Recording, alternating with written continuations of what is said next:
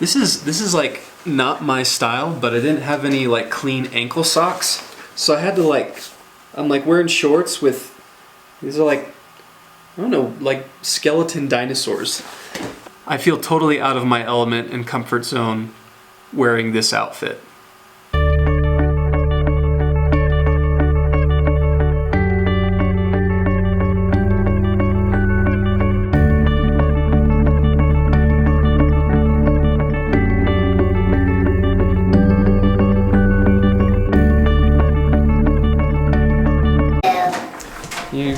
I'm gonna miss you. I'm gonna miss you too. Yeah, you're so sweet. Gonna head to the office and get some work done.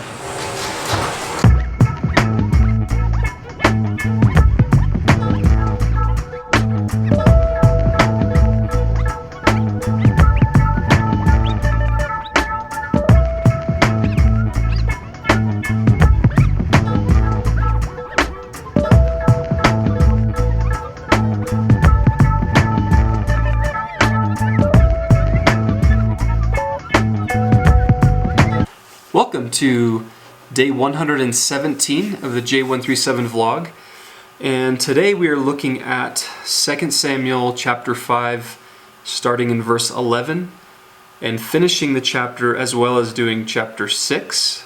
Then we're looking at the same event but recorded in 1 Chronicles in chapters 13 through 16. 1 Chronicles details a little bit more as to what's happening in the story, whereas 2 Samuel is more of a overview approach of it. So I'm not going to tell you what the differences are necessarily, because they're really saying the same thing, but there's just a few more details that are listed in 1 Chronicles. As David is now acknowledged king over all of Israel, we see that the king of Tyre, he sends messengers to David and basically is like, hey, take a bunch of our lumber and let's build you a massive house. And in this process, though it's mentioned, it doesn't mean that Scripture approves of it, but David begins to accumulate many wives and concubines during this time. Then he goes out to fight the Philistines in the valley of Rephaim, I believe it is. Is that how you say it, Rephaim? Yes, Rephaim. And inquires twice in that battle of the Lord, should he even go out to fight them? And the Lord reveals to him that yes, and even gives detailed instruction as to how he is to fight the Philistines. Then what we see happening next is they retrieve the Ark of the Covenant. Now the Ark is residing in Abinadab's house, so they amass, everything necessary to be able to transport the ark, and they're going to move it to the city of David. And in the process of doing so, one of the cattle that are pulling the cart or whatever it is that they sat the ark on begins to stumble a little bit. And Uzzah goes out to reach his hand or in some way try to prop up the ark or keep it from falling. And right then and there, God strikes him dead. Now, there's a lot of things happening here. There was a specific way that God wanted his people to move the ark. They weren't obedient in that in the first place. But this caused great fear to fall upon David. And so they actually leave the ark in the house of Obed-Edom for 3 months. And during that 3-month period, the Lord is blessing him greatly. Then finally, they go back to Obed-Edom and get the ark out, and they begin to move it to the city of David, and they're making sacrifices. They're taking these what seem like very humble and God-fearing steps to transport the ark to the city of David. Then we see this very much in detail in Chronicles account, but there's this massive celebration and singing and thanksgiving when it comes to the fact that the ark is being brought to the city of David. And David, he's encouraging everyone, just sing, dance, cry out, just give thanks to God for the fact that we are bringing back the ark to this place, this tent that they're going to put it in, because once again, the ark was representative of the presence of God. There is to be great rejoicing when the presence of God is in our midst, when we are near the presence of God. And in Chronicles, we see that David, he, in detail, just sings this song of thanksgiving. It's like a psalm. Encourages and commands the people to worship the Lord and sets up organized, detailed worship so that as the ark of God is among them, that they are just in constant praise, celebration, thanksgiving, worship of God. As I was reading this section, there's so many things that jump out at me in terms of lessons, practical application, theological things here.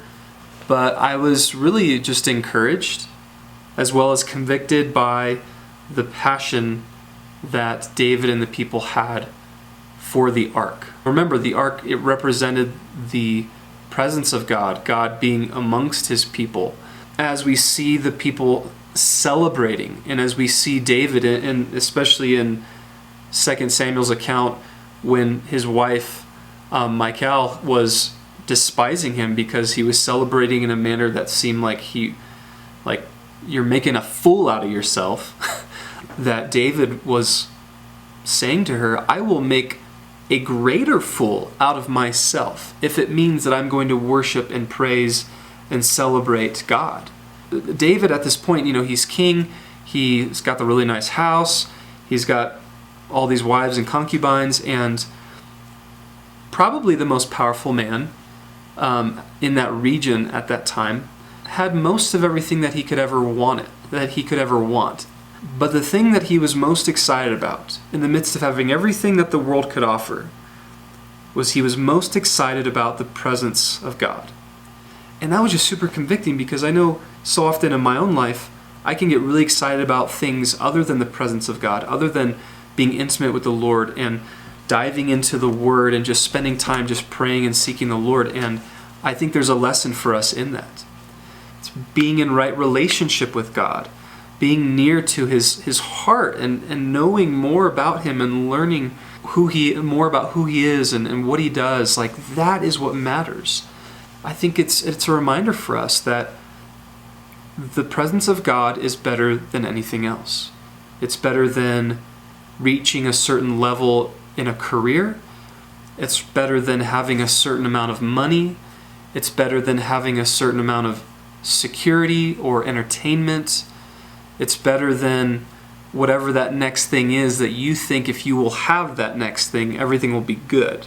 There is nothing better than the presence of God, and we see that exemplified through David in this story. And my heart for us is that afresh today, the presence of God would be our most treasured thing ever.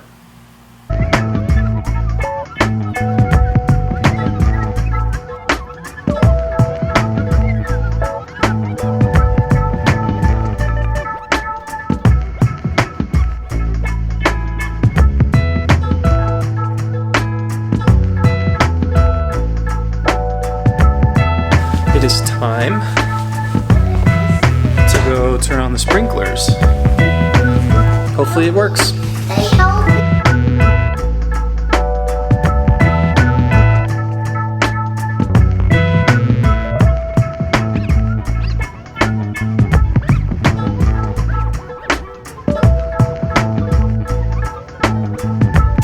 They seem to be working pretty good. It's a good sign.